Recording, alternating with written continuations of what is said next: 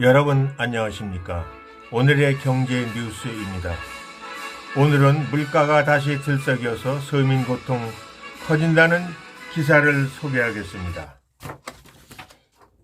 국제 유가가 오름세가 반영되면서 9월 소비자 물가가 5개월 만에 최대폭으로 상승했다. 여름철 기상악화의 영향으로 신선 과일이 2020년 10월 이후 가장 크게 상승하는 등 농산물을 중심으로 먹거리 가격도 고공행진을 했다. 정부와 한국은행은 이달부터 물가가 안정될 것이라고 내다보고 있지만 국제유가 변동성이 지속되는 가운데 우유, 아이스크림 등 유제품은 물론 맥주 가격까지 줄줄이 오르거나 인상 대기 중이어서 서민 부담이 커지고 있다. 5일 통계청이 발표한 9월 소비자 물가 동향에 따르면 지난달 소비자 물가 지수는 112.99로 지난해 같은 달보다 3.7% 상승했다. 이는 지난 4월 물가 상승폭이 3.7%를 기록한 이후 5개월 만에 가장 높은 상승률이다.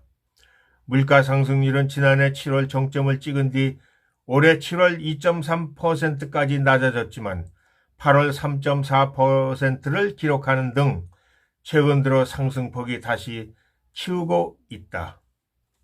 물가 상승폭이 커진 건 국제유가 상승에 따라 석유류 하락폭이 축소됐기 때문이다.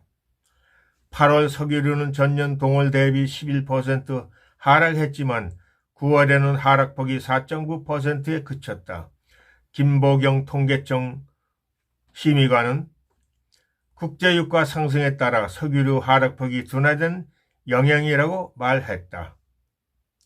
정부는 국제유가 강세가 이어질 경우 이달 말 종료 예정인 유류세 인하 조치를 연말까지 연장하는 방안을 유력하게 검토하겠다고 밝혔다.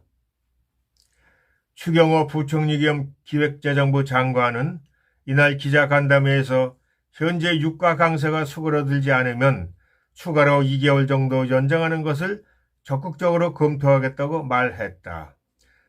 정부는 이달 말 관계부처 합동으로 김장 재료 수급 안정 대책을 발표하고 사과, 계약재배 물량 1만 5천 톤을 신속히 출하하는 한편 서민 부담 완화를 위해 동절기 난방비 대책도 이달 중 마련하기로 했다.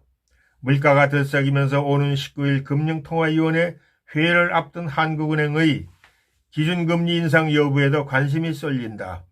물가 상승, 환율 급등 등의 금리 인상 요소가 많지만 경기 둔화 등을 고려하면 현재 3.5%인 기준금리를 동결할 가능성이 크다는 전망에 무게가 실린다.